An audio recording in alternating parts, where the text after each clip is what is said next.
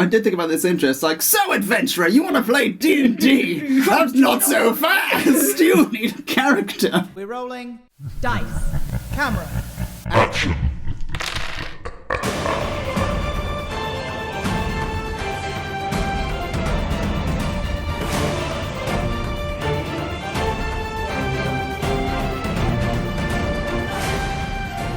Hello, welcome to the first episode of the BBEG Podcast, which of course stands for Big Bad Evil Giraffe. That's one for the visual listeners. We're on YouTube as well, it's not just on Spotify. Hello, my name's Will, I've been playing D&D for about 5 months now. My name is Em, I've been a DM and a player for the past 3 years. And my name's Hattie and I've been playing D&D for about 6 months now. Really? Only a month longer than me? Yeah. Surely No, you not. started a few months No, before you did half a campaign with him. Oh my god, yeah. Wow. Thanks. The character's dying tonight. Time does indeed fly. Okay, so it's probably about a year then. No? Yeah. Surely. Coming up to the November it would be. Okay. Almost there. Just so you know, we're recording in a box room, so if there's a slight hum in the microphones, we have a fan. It is hot! But we're recording 3 episodes today. By the end, we would be rolling con saves just to get through the last one. But today, what are we talking about, people? What are we talking about? Well, today I think we should start at the beginning. We're going to start with creating a character. I did think about this intro. It's like, so adventurer, you want to play D&D? That's not so fast. You need a character. No, that was far too cheesy, but now it's in the ether. You are both welcome. Yeah. This whole thing is geared more towards the D&D 5e edition, so if you are of a different edition, not saying it can't cross over, obviously we would not be here if it wasn't for the earlier editions, but if you are a total new player to the game, this is what it's geared for. So hopefully we'll help you create your character for your first ever game. Okay. And the map today. Oh yeah. So we have a fancy map on the wall, and our map is brought to you by Epic Quests, and we'll have more on them later. Okay. So to begin with, the first thing you should probably know is there are 2 ways of creating a character, either online via the app, or with the paper version, which you can normally find either online with a PDF, or in the back of the player's handbook. We do have a link for you guys to find that paper version on media.wizards.com. Decent. No lie, looking at the sheet first, it's daunting. There's a lot of things to fill out there if you're doing it by hand. This is why I personally prefer the online version. I found it easier, it's a step-by-step guide, but I am quite a traditional person. I'm creative and I enjoy writing, so I do also enjoy writing stuff down. Is that I have to do the action and it sinks in. So when I was listening to, we have another episode coming up about starter sets. I don't read a lot, hence is why I also prefer the online. So the girlfriend was like, why don't you just put on like dictation mode and I'll read it to you? I'm like, no, I have to sit and do it. So I find writing as well helps me. So writing notes, it's always by hand, it's never on the computer. It's different things for different people. Yeah. But creating a character, I think the digital version was for me, but maybe let's look at the book and see if it's for you. We're going to be showing both ways, so if you have a paper version, like I said, we'll have a link, go find it, print it off. If you are wanting to do it online, you just need to make a quick account on D&D Beyond. It's free, you don't have to pay for it, and it'll give you up to 6 character slots to create for yourself. Obviously, there are going to be slight differences between the 2. Be it online, there are multiple settings because it is part of an app, and you need to know, I don't know, coin weight or whatever it is. No one cares about coin weight. No DM in it. Well, I've never. There might be some strict-ass DMs out there. You two brought this up before we started recording about the sex. I was like, I've never actually heard of that at all. So I have too much money. There are some sayings you just have to ask your DM about and what they're going to use, but corn weight is not one of them. Wow. That's the DM an ass. Any DM out there, yeah, I called you an ass who's using coin weight. Oof. Anyway, Swift Watch us transition. get cancelled in the first episode. But there's also whether it's pre-made or whether you want to custom it yourself. Yes. That is the beauty of the online. It gives you a few options. Obviously, I think the beauty of creating a character is doing it yourself. Yeah. But it does give you options. If you're totally new, it will give you pre-made options, or it can give you a more simplified version where you're just picking through a few attributes, and you've got your character made. But I think we're going to go with the custom today. Yeah. Yep. Just to show you all the ins and outs. And just one thing about the player's handbook and doing it yourself, reading through everything. I think if you don't know, if you are a completely new person, the visual aids in there, I wouldn't know this. There's massive stereotypical pictures in there, but to picture a halfling warlock, I'm like, I don't know what I'm thinking. I don't know. So the visual aids were a big help. Yeah. Flicking through it. The PHB Sure. has some beautiful artwork in Yes. there. So if you're into art, the PHB is for you. And if you don't know what the PHB stands for, that is the Player's Handbook. Should we create a character? Let's create a Let's go character. for it. Right, so let's start up. Yeah. So I'm going to start off with the app. And when you have made your account and fired up the app, or if you're on the website, you click Create New Character. You can either go to Simple or Custom. We're going to do Custom because we want to create it ourselves. And it's going to load up. So what happens then, it gives you 3 methods of creation. So Standard, where you go through all the attributes yourself and pick everything that you want to the detail. A Quick Build, which is basically, it will just give you some options. You pick from that. So it could be, here's the race, here's the class, a few quick Like shortened a options. skeletal build. This is what Yeah. you need. Done. Yeah. Yep. Done, and it will give you the options to pick for if you're making a wizard or something like that. Random will just give you a completely generated character at the ready, which could be fun for a one shot. Yeah, that's the one shot. Yeah. There you go. Next time you need a week to plan a campaign. And the beauty of doing it online is you can see right here, it's got a little box that says beginner, and it will give you all the text to help you on your way. So I'm going to click that for now, and then start building. So the first thing that you get on the online is the home page, which is like settings. So this is where you create your character name. You go through some character preferences of the source materials that you're pulling from. Today we're just going to be doing the PHB. For those of you that don't know what the PHB is, it is the Player's Handbook. Just some D&D language. You've got your partnered content. That's some like extra stuff because D&D Beyond have partnered with things like Rick and Morty. Yeah. All Minecraft content. Really? Didn't know the Minecraft one. Yeah. But it's there. So we're going to switch some of them off, but we're going to keep some settings on because you've got A stuff wubba dub dub, a wubba dub dub. Oh no. I really hope the mic picked that up. Let's start off with the name. Yeah. So for the one shot I wrote us, I literally looked around my lounge for inspiration. But I have a lot of spirit bottles from different countries, so I have like a Reika. Alcoholic. Yeah. Yeah. So what's in this room, man? Ampersand, Yeah, the medallion. Yeah. ampersand, feather, fan. Okay. Ampersand, feather, fan. That is what we are going with, whether you like it or not. You scroll down, it's got a dice rolling option. Online, it allows you to roll the dice digitally. So on your character sheet at the end, you'll have a little sidebar to allow you. So if you don't own dice, and you haven't gone out and bought any because you don't know if it's actually a game you're going to be interested in, it has it there for you. Yeah. But I think you mentioned it before, there's apps you can get some of these dice on. Oh yeah, I mentioned it before the record. Yeah, if you need to roll multiple dice at a time, for the stats which we'll get onto later, you need 4d6, Yeah. and I don't own 4 Monopoly boards. Yeah. So I use Mighty Dice. It's really useful, really simple app to use. Mighty Dice is the one I use. You've then got your options of advancement type, so that's how you level up. Milestone, so you've hit a certain goal point, yay, let's level you up. Or XP, which is if you are playing and you're a DM, every creature that you come across will have experience points, so that's how you divvy up between the party and whatnot. We're Milestone in our own campaign.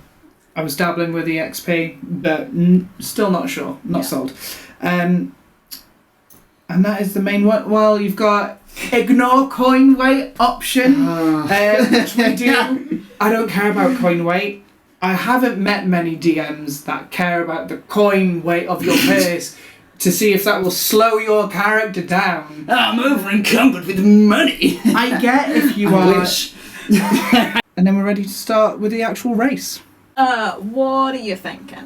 What do you want to be? So for me, I'm going to stick to my roots that I did when I first ever played a campaign, and Yeah. I'm going to go with a high elf. Ooh. Okay. Love a good elf, love Lord of the Rings, Yeah. totally my vibe.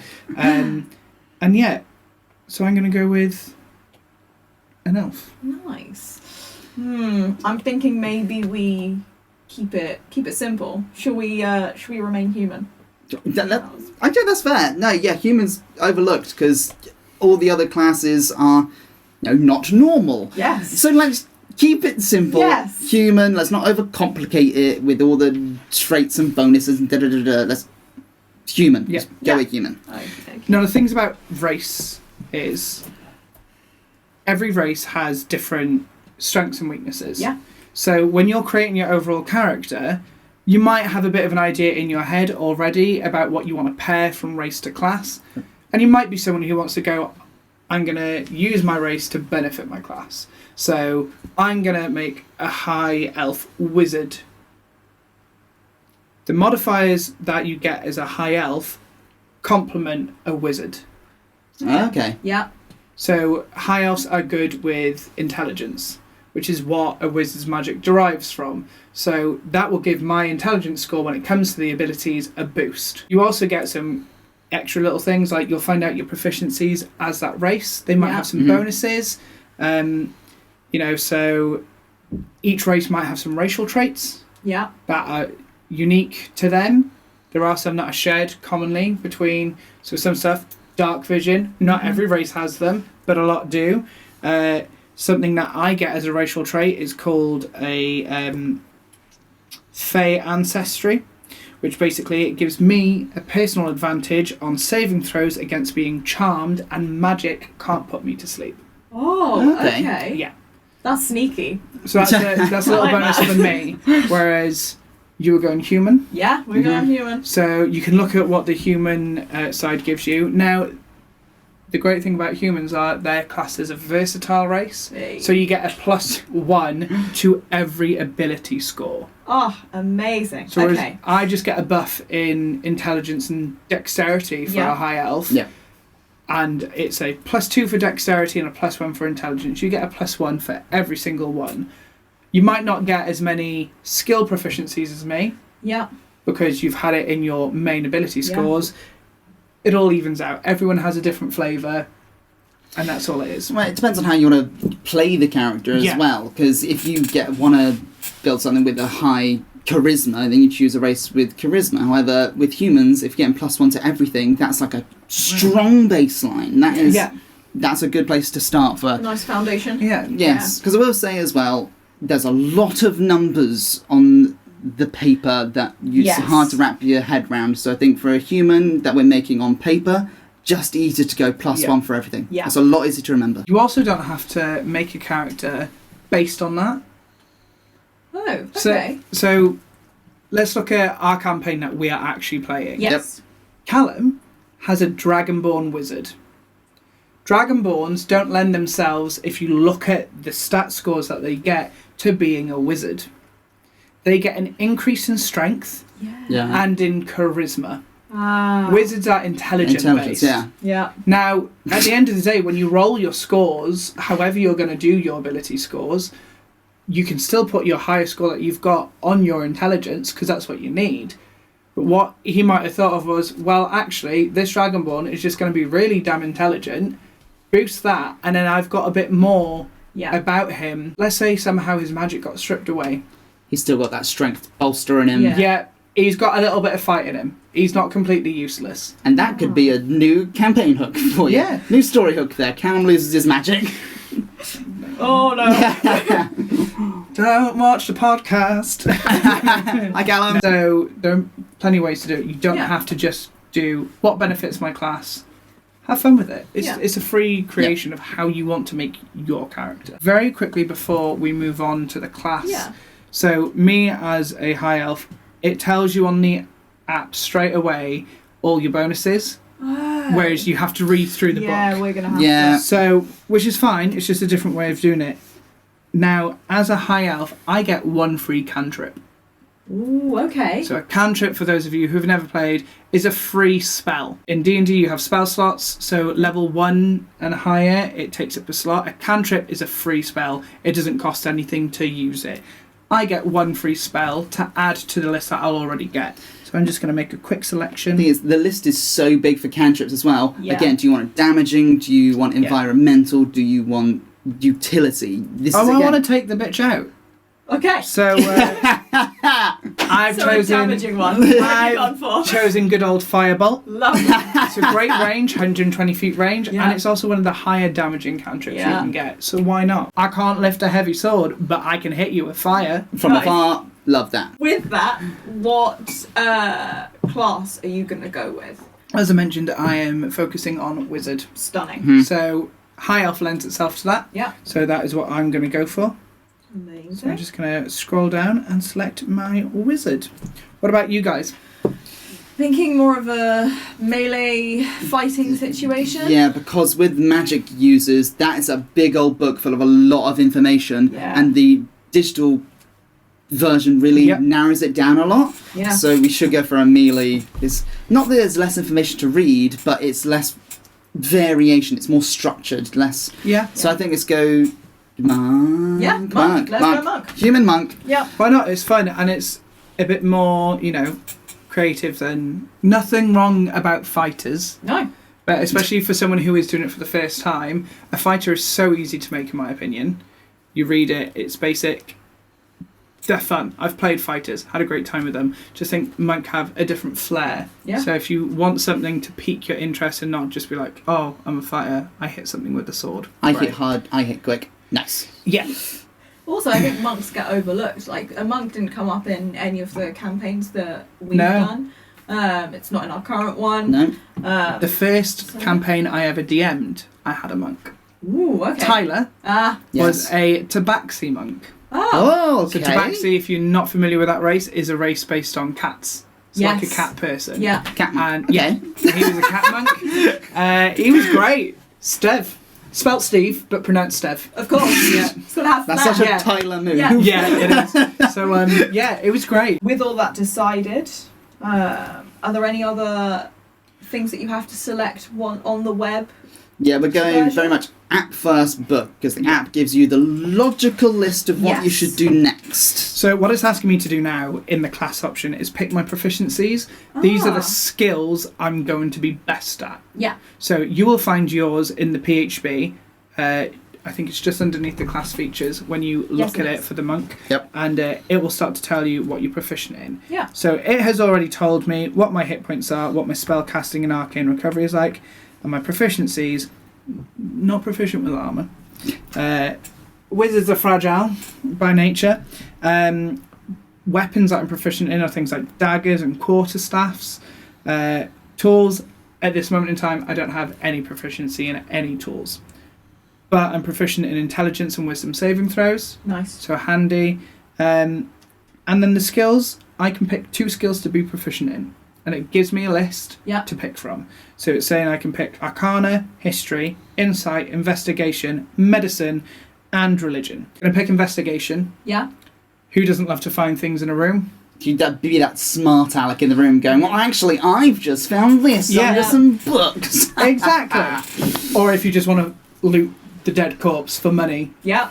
Always helpful. Yeah, Don't underestimate it. Will does it every session. Every Yeah. session, Yeah. oh, I gotta go loot the bodies. It's Yeah. like, if I get 5 silver pieces, that's 5 silver pieces I didn't have before. Thank you. The second one I'm going to pick is Arcana, because as a wizard, I feel like you would have an interest to know what that magic is. Yeah. Yeah. Yeah. So Makes sense. Arcana is great for discovering or trying to figure out if there's magic in the area, what type of magic it is. If you're faced with a magic item and you're like, what do I know about it? Done. That's logical. We enjoy that. What about you guys? Oh, what does it say we're proficient in? Proficient. Armour, none. Simple weapons and short swords, so I imagine that's quarterstaffs and nothing heavy. No battle axes, nothing like that. Yes, with some daggers and... But, but more interestingly, proficiency in tools. Choose one artisan's tools or one musical instrument. Do you want a musical instrument? I want a musical instrument. If you're going to go musical instrument, what are you choosing?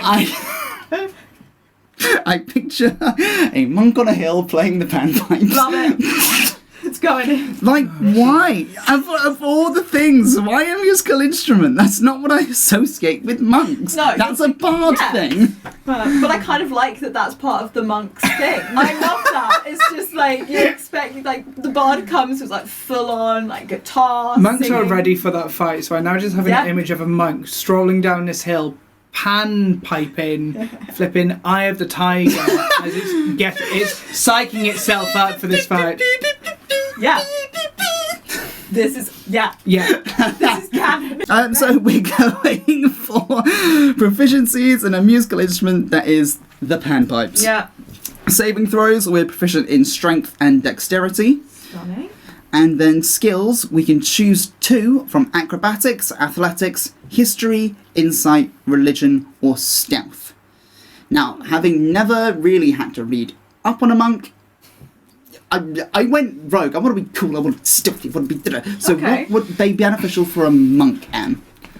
I mean, it's all about your own perspective of how you want to play your character. Yes, I see it. But if you're looking at, like, I guess, the skeleton of it, athletics is handy for if you want your monk to be good at strength-based things, like opening a door. Now, what Of all the things you could have said, no, like, opening a as in, door. you walk into a tavern, you open a door, fine. That's true, yeah. But you could be at some manor that has really heavy doors, Yeah. and you've got to open it, or some secret cave, and it's like, can I push this door open? Especially if the hinge is broken. Yeah, It's then brute strength to get in. Well, Yeah. When you So- say it like that, it makes more sense. Yeah. Acrobatics is good for, like, staying on your toes, being nimble, that sort of thing. Yeah. So if you wanted to jump from one thing to another, maybe there was a hole in the ground, it's just collapsed, and you want to see if you can jump to the other side, acrobatics. Yeah. Don't fail. Otherwise you're going in the pen. Right in there. Stealth. I mean, stealth speaks for itself. Yeah. That's... And I don't think that can hurt anyone. No. So stealth is about being sneaky, how fast you can get around without being seen. Yep. I think anyone would benefit from that. So History, insight, religion. Cool. So those things are kind of how you, if just flair for your character. Are they good at history in terms of, can you walk into an old building and roll a high enough check to go, I know the history of this building, the architecture, who made it, what it stands for, if there's some special significance about it. Whereas the religion side would be the statue within this building is this deity. Yeah. This must be a church Yeah. devoted. Okay. And like sometimes it'll be Would that obviously not kind depending of be on your role. insight as well? Insight is to do with can you tell if that person's lying to you? Oh, that's a, So if you've okay. met someone, Oh, it's more of a personal issue rather than an architectural problem. so in a scenario, this person could be telling you, you know, so and so was kidnapped, they're down here, and it could be like, Yeah. or is this your plan? Is this a trap? So the insight is, can I roll to see if they're lying to me? So, what do you want to go for a human monk? Oh, I don't know. I don't know, because D&D is a game where you can try and manipulate the situation to do anything, so I'm easy. What? You choose this one. I chose the panpipes. I chose the most important bit. You are correct. I'm so sorry. So Shouldn't have put this on you. go to town on this. Athletics. Athletics? Why not? Yeah. Go for it. Love that. What is next on the list? What is the logical thing according to D&D Beyond next? So then we go on to abilities. The abilities is what make your character good or bad at something. Nice. So you've got 6 main abilities, which is strength, dexterity, intelligence, wisdom, constitution, and charisma. They all help with different things for your character. So constitution affects your health. Yep. Wisdom is... I look at intelligence and wisdom as intelligence is book smart and wisdom is street smart. Yeah. And it could be, like you said, history. I've studied this, so I know all this. Wisdom affects things like nature. Are you good? Do you understand what that plant does? Yeah. It's sort of like, there was a thing I read, strength, to tell if you can physically crush the tomato. Yeah. Dexterity, how good you can throw it or dodge it. The intelligence was to know that it's a fruit. Yeah. But wisdom was to know that you don't put it in a fruit salad. Crafty. Okay. Yeah. The constitution is to know that you can eat it. Yeah. And the And not die. charisma, and the charisma is maybe being able to sell the tomato as a fruit salad. Oh, yeah. Okay. What a weird analogy. I know. I love it. I've not recited that perfectly either, but I think I saw it this get the morning, gist. and I was like, that's actually a really funny way to look at it. Yeah. So be the tomato in this situation. What do you want to be good at with this tomato? But there are 3 main ways to create your scores. Manual, where you take 4 d6 dice.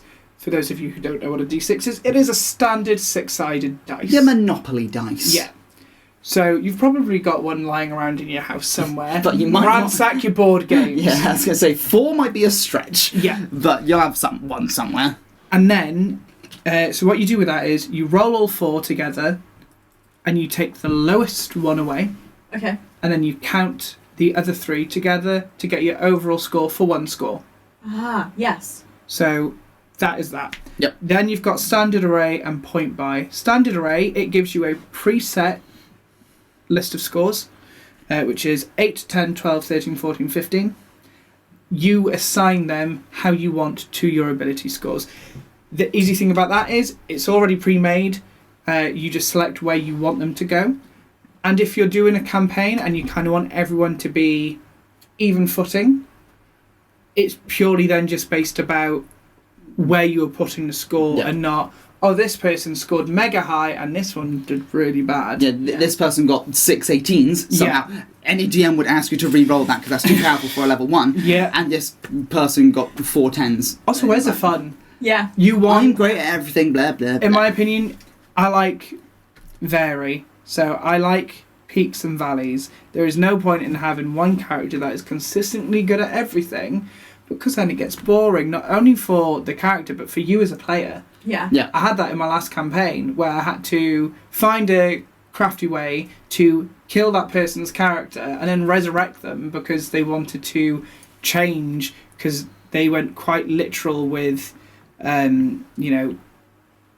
their scores and trying to boost everything, that they were so good at everything, they went, I'm actually not enjoying it because I just know I roll and I hit no matter what, and then it doesn't give anyone else a chance either. So they were also thinking about the other players going, I'm kind of doing everything. Yeah. I was like, wonderful, cool, we can make this work. Well, there's, for the campaign we're playing at the minute, my rogue has a strength score of 8, meaning, we'll get onto the skills later, but my athletics is -1. I'm very dexterous. However, me and Hattie at one point had to pull a big old rock out of a cave wall, and I fumbled it. You did. But you rolled all right. Yeah. I did not. No. So I had a -1 to my roll, and we broke it. And it's a fire. Yeah. What was There it? was a fire drake in the middle Fire of the drake thing, and that I came nearly out. died. So thanks for that. Anytime. But that's what keeps it interesting when you blow a roll. Exactly.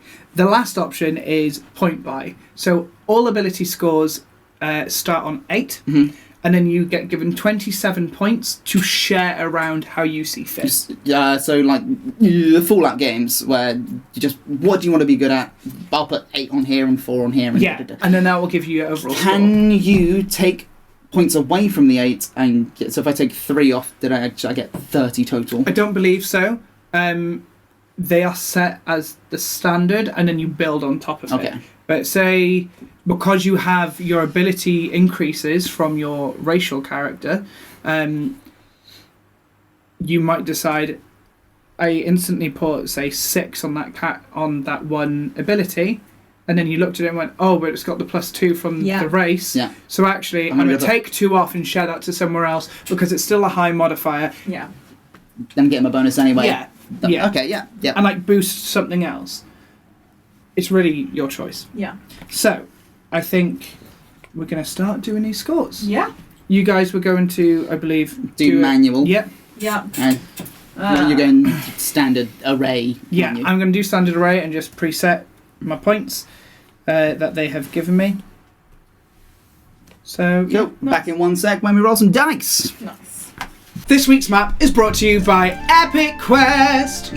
Epic Quest is an incredible map creator. David has a Patreon system, and you can find him on YouTube and other social media outlets. Affordable map content to spruce up any of your games. Right here we have a static map, but not only does he do static maps for your games, he makes animated maps full of sounds and moving objects. I've personally used some of these maps, the big forest map myself, which is a 30-piece forest map, all animated. Jeez. That's amazing. Complete with cinematic videos for the teleportation scene. So, Oh yes! That's so amazing. this is what you get when you buy any product and subscribe to his Patreon on Epic Quest. I've assigned my ability scores, Yeah. and you guys have rolled and Yes. assigned your ability scores as well. Yeah. So what is the standard array D&D Beyond gives you, and where have you assigned everything? So the scores it gives you is 8, 10, 12, 13, 14, 15. Yep. And I decided, considering my racial bonuses as well, with my high elf, I put 15 on intelligence, because my elf, gets a +1. Mm-hmm. So that makes the overall score 16. Yeah. So when it comes to a modifier, I will get +3. So that +3 will go to all my intelligence scores. I then put my dexterity on 14, because he also gets a +2 on dexterity. So that became a 16. Yeah. Wizards are fragile. Wow. Do not get armour. They get spells that can boost their armour and protect them, Yeah. but that's not going to help when you're out of spell slots. So dexterity is good, because my wizard needs to jump his ass out the way if something is coming at him. Preserve what little HP he has. Exactly. You know, saving throws, it will affect that as well. So if in a situation, you know, there was a landslide and you're at the bottom of it, how fast can you jump out of the flying rocks? Yep. Hopefully. Nat one. Hopefully. You know your luck. Doesn't matter what your modifier is. Nat one's and nat one. Nat ones is nat ones. I then sort of continued down. I put 13 on my constitution, Okay. just thinking of the long game. Yeah. The 13 doesn't do much right now, but constitution affects my health, which is something I would want to consider as a wizard. Yep. So hopefully if I make it to level 4, fingers crossed, I can then use the ability score increases to put that there and Yeah. get that extra boost. Yeah. I then put 12 on wisdom. I put 10 on charisma, so he's a little bit beige in personality. He has his head in the book. Yeah, He like, hasn't met a lot of people. He doesn't like people. He doesn't get out a lot. I don't like people, so Hi. books. Hello, Em. I put up with you. Lovely to host a podcast with Yeah. you. We'll say it's lovely. And then, yeah, strength I put as an 8, because he doesn't need the strength, especially because dexterity can be used for weapons as well. Okay. If it's a finesse weapon, it can be strength or dexterity. So things like a short sword, rapier, scimitar, which a wizard can use. A scimitar? Scimitar. No. What's a scimitar, Adam? They skim the water. But yeah, scimitar can be used by finesse. So a wizard can still use their dex for that. Yep. Also, dexterity is good for ranged weapons. Yes, So, yeah. you know, if you're out of range spells and you've got a bow and arrow to keep you out of the fight. Yeah, to preserve those health points. Yep. What about you guys? So we had a nice array of rolls Cool. happening. We got 14, 12, 10, and then 14, 12, and 10 again. So decided that because we were quite proficient in strength and dexterity, maybe we pop the higher points up there, just to kind of like make it as high as possible. Yeah. We're going for our character is good at one thing and one thing only. Yes. And then kind of like filtered the rest around a little bit more. So put Constitution in 12s and Wisdom we put another like, I can't remember what I've said, so sorry. That's all right. There's a lot of numbers on There's the page so to many remember. numbers. Also, there. you said 14, but your highest score that I can see on your sheet is a 16. I know, and I Which don't means know you got why. one of them You was rolled a 15, and then you had the +1. I yeah. need to take these back to where they were. So put that on the 15. And this is why the paper version, you really need to know what you're doing. The digital version kind of does it for you. It adds all your Being bonuses on top. dyslexic, this was like... This Who gave you the paper sheet? Who gave me this? yeah, Hattie could have done the digital. Okay. You guys at some point are going to get me with my colour blindness, so we're making it even. There from we go, Day yeah. dot. It's a very nice shirt you're wearing. A lovely green shirt, Em. Screw you. Terrible. This is... No. This is where we're at. Right. Oh, sorry. Right, starting again now that I've sorted my numbers out. I've put dexterity and wisdom were the highest. Yeah. There we go. And then added the 12s into strength and constitution, mainly because Yeah. you need them. Yeah. Why not? Especially when we have like no armor, health is kind of going to Yeah. be up there. And then the 10s I put in intelligence and charisma, mainly because when's he ever going to need to like charm? He's spent all his time in the monastery? Monastery. Yeah. No, he's not. He has his Yeah. community, and that's it. And like Yeah. he can play the panpipes. What other charisma is he gonna need? He wows at parties. Yeah. So yeah, that was Fair. my now that I've Now, I think we touched on it, but I can't be sure, is how these abilities affect your skills. Yeah. So, We did, but not in great detail. Like, when you get to an even number on your abilities, you get a +1 on your skills. yeah. Is the simplest version of telling that. that's when it changes to what your modifier is, but translating to the actual skills list that you get, Yeah. they're affected differently by your ability scores. Yeah. So, certain skills will go by the strength, Yeah. like athletics. I think that's the only one, isn't it? But strength also affects your weapons. Mm-hmm. And that sort of thing. Obviously, okay. if you're a barbarian or a fighter and you're doing everything with long swords or great axes, they are strength-based weapons. Yeah. So you are going to be taking your strength modifier Yep. and then your proficiency bonus to see what your attack score will be. Yeah. And then obviously the damage will already be set by whatever the weapon is. Yeah. But you could get a bonus to that damage. Yeah. So if it's like Okay. a 1d12 plus, that will be from your strength modifier. That Ah. little plus. Things like dexterity will go into your stealth, will go into what's on that list again? Come on, brain. Think of things. Acrobatics. Yes. Sorry, my mind Yep. went blank. So that's sleight of hand. How good are you at stealing? Yeah. How good are you at sneaking away? You know, your intelligence, as mentioned, is history based, or how good can I find that thing in that moment? So they're the different things that this scores will affect in your skills. If you are proficient in certain skills, Mm-hmm. you then get to add your proficiency bonus. Ah. So you get that from the beginning Yes. as a +2 from being level 1. Nice. So you put a proficiency in, was it insight? It is insight and athletics. So athletics is done by your strength. It is indeed. So if you've got a 12, that's a +1. Yeah. Yep. And then you get to add a +2 from your proficiency Yeah. to your athletics. So the skill score for your athletics becomes +3. It does indeed. So if in a situation, not on the actual modifier, on the actual skill itself. So if we were in a situation where it's like, I want to charge through that door, cool, let's see if you got the strength to go through it. Yep. Roll me Yep. your athletics. And then And you add the +3 to what your score is. Yes. Okay. Cool. Whereas on the digital version, it's worked out all It does it for for you, you. Yeah. Yeah. which is a lovely little bonus. Yeah.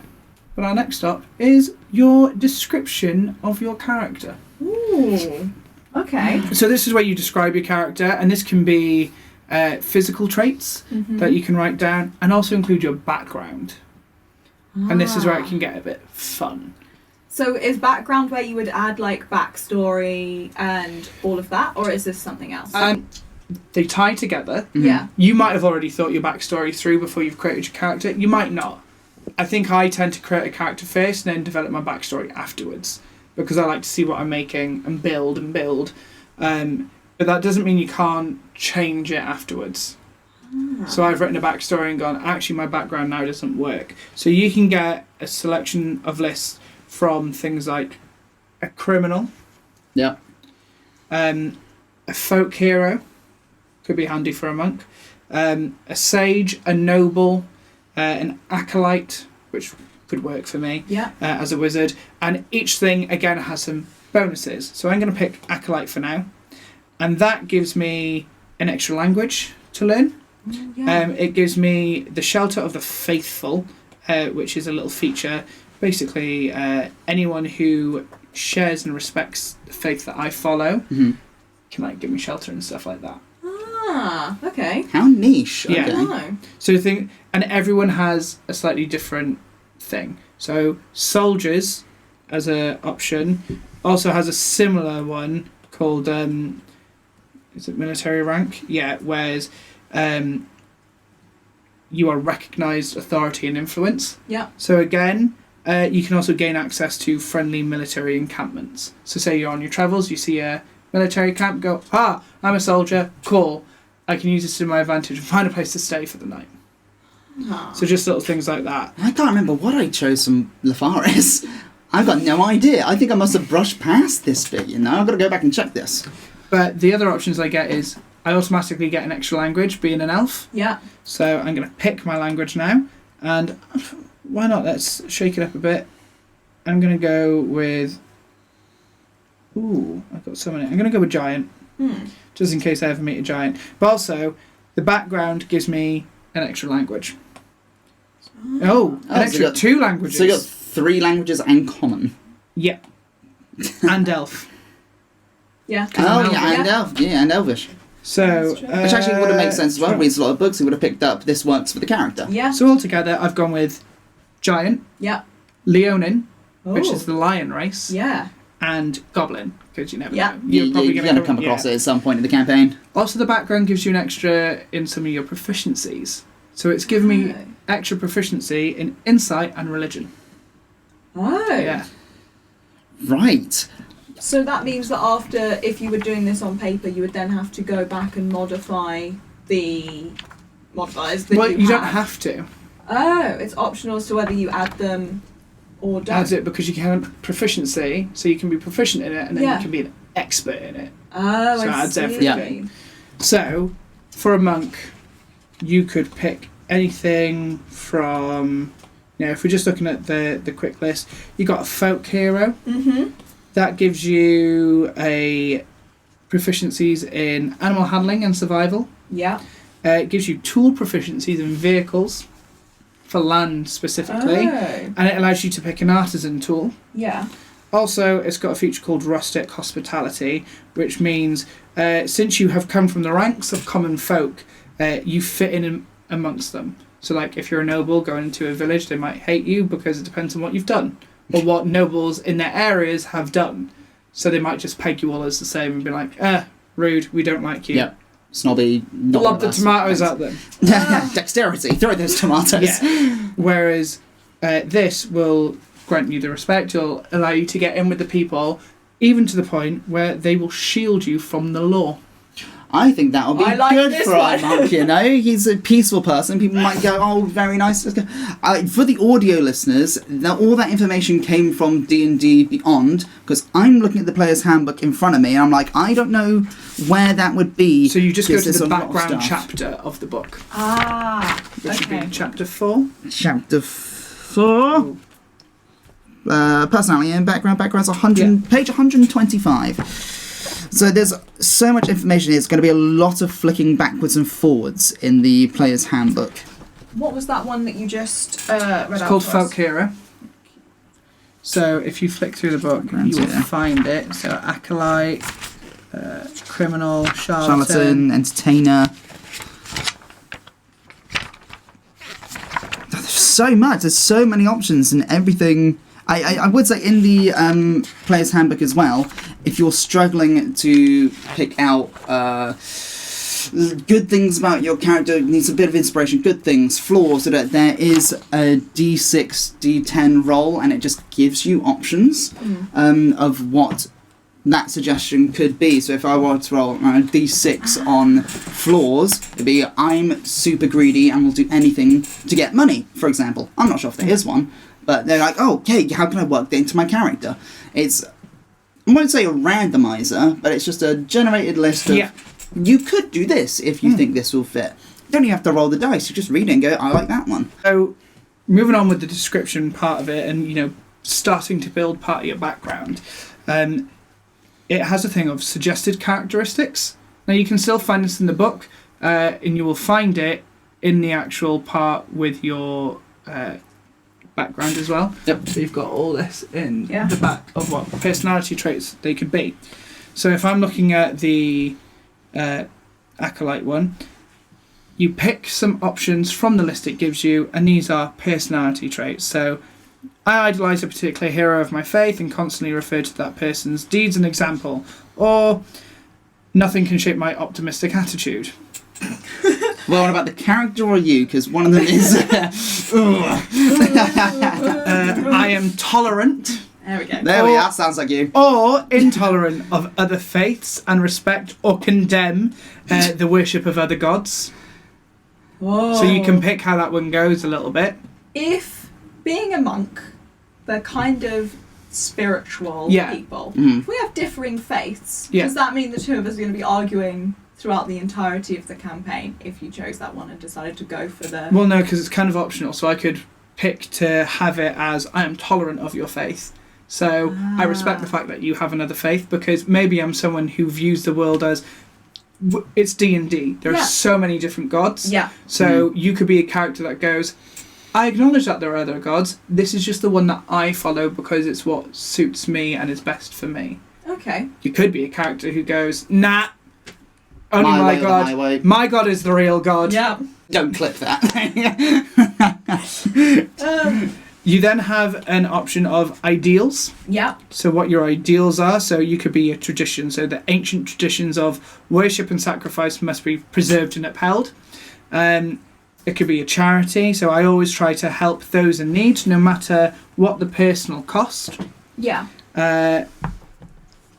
Change. We must help bring about the changes. The gods are constantly working in the world. So there are options there. You've got bonds, and these are like your bonds with other people around you. So I would die to recover an ancient relic of my faith that was lost a long time ago. Oh, they go in. So like, I am dedicated to what I believe in. I owe my life to a priest who took me in when my parents died. Valjean. Everything I do is for the common people. Yeah. I've now got Carmen going on in my head. Hate that song. Absolutely hate that song. And then you've got flaws. Mm-hmm. So the flaws are like, I judge others harshly. Yeah. And myself even more severely. Talking about D&D, not me. But yeah. Book, they have D8, D6. Is that what you would roll to get the answer if you were doing it that way?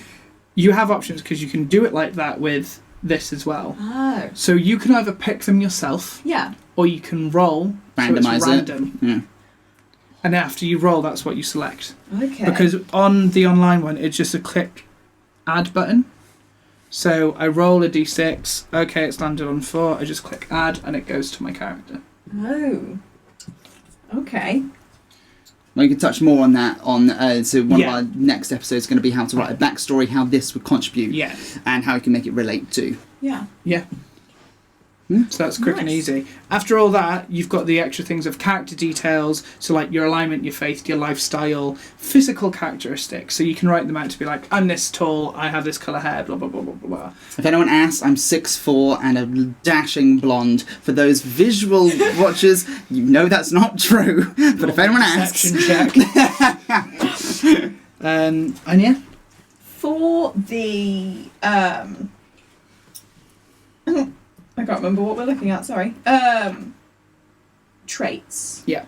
And character, like, descriptions. Do you have to decide that now, or is that something that you can add on once you've done the backstory? Yeah. Or kind of, if you're having to speed create is this something that you can do later, or does it have to be done straight away? No, you don't actually have to do it. So I don't think I did it for LaForest. There are some times where I have known what I wanted in Yeah. terms of race and class and whatnot, but I didn't know what I wanted them to be. Okay. So I just moved on.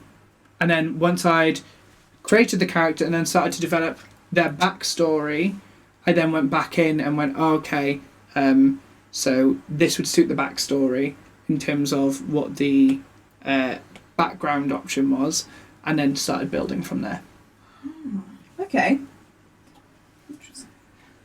Yeah. So then we move on to the actual last section of building your character, which is equipment.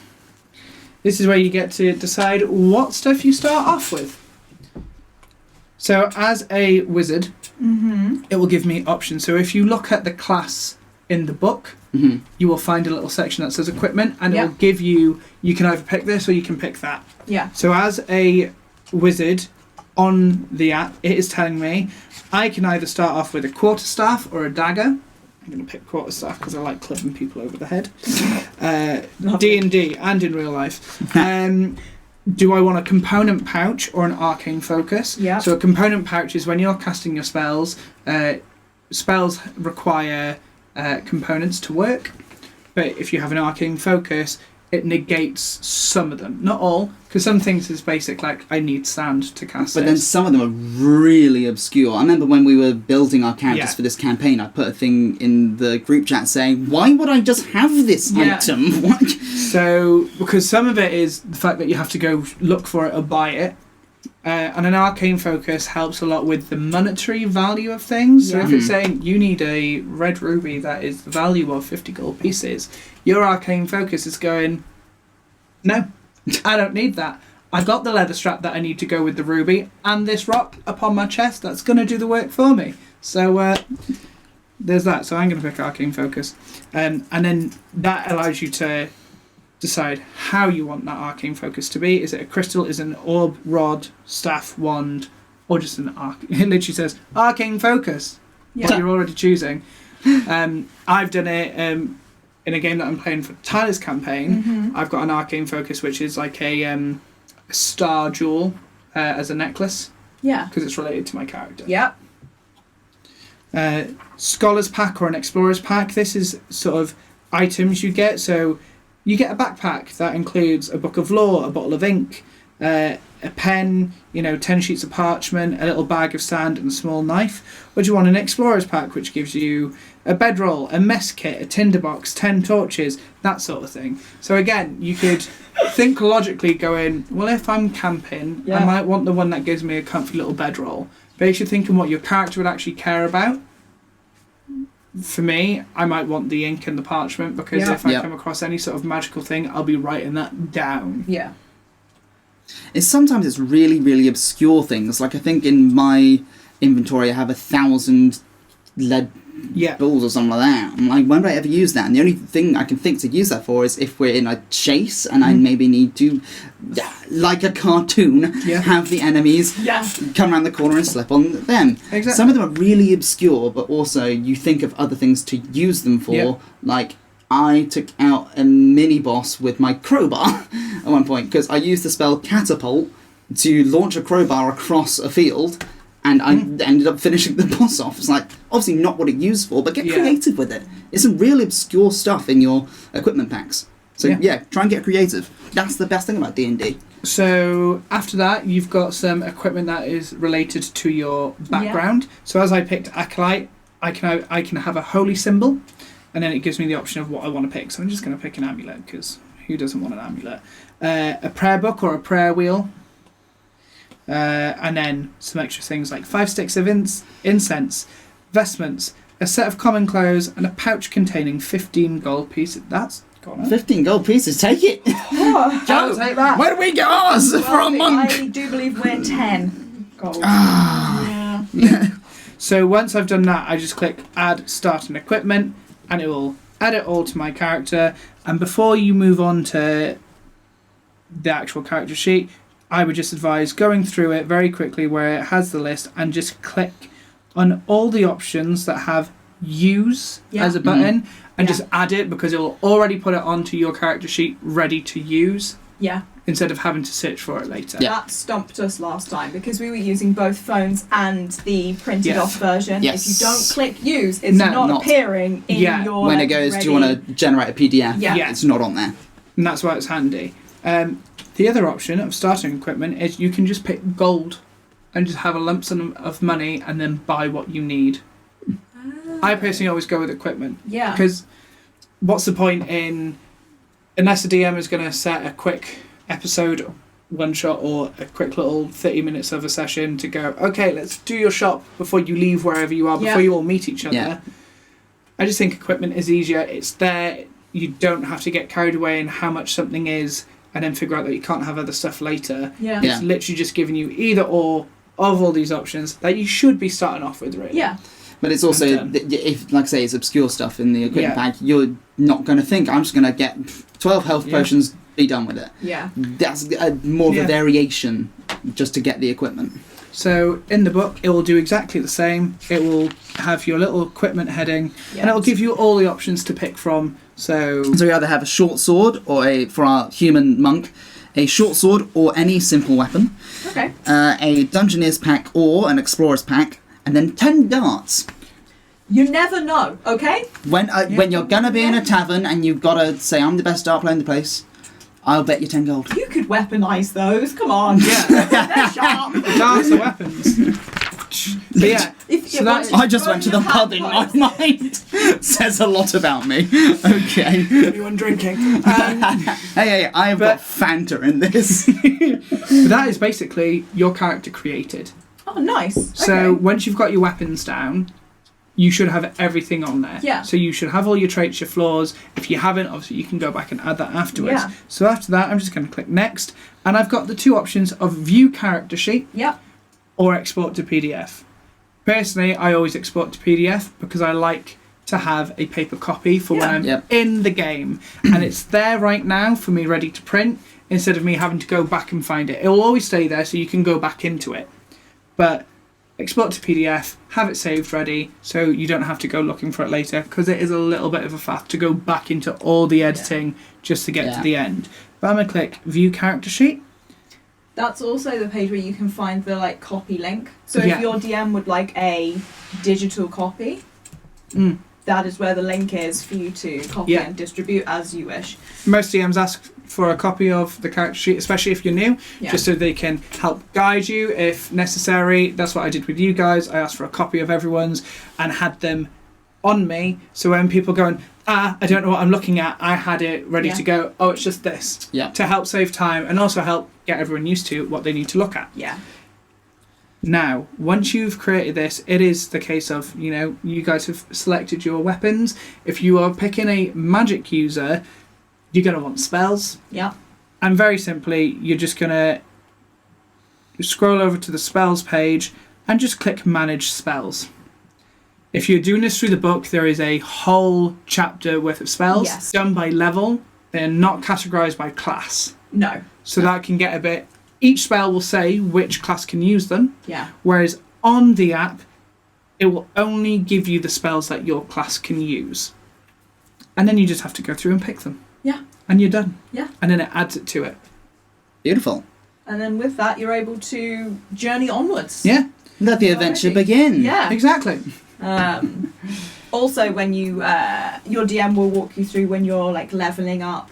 The spells may change. You get to add them, but pretty much that is your starting point for D&D. With that, you can go and join games and join in. So now you have your character, and you're ready to play. It is, but who is your character? That's the next stage you have to do. Your background and who is it, and that's what we're going to be talking about in the next episode of the BBEG Podcast. See that segue? Yes! So thank you very much for joining us. Appreciate that. Thanks for stopping by. Hope you enjoyed, and keep rolling. It is so warm in this room. It's so cheesy. Warm. Join us Keep next time. Oh, God. We didn't say the name of our character. Oh well. There's still time. Was it Tambourine Dice Dragon? Tambourine Dice Dragon. How do we forget to mention Tambourine Dice Dragon? Hello, Editing Will here. Just realised, we didn't actually tell you where to find us. It's a first episode. We will get used to this. We will maybe write a script one day. So to find us on Twitter and Instagram is at the BBEG Podcast, and if you want to email in, the BBEG Podcast at gmail.com. Thank you very much. Hope you enjoyed and tune in for the next episode. Thank you.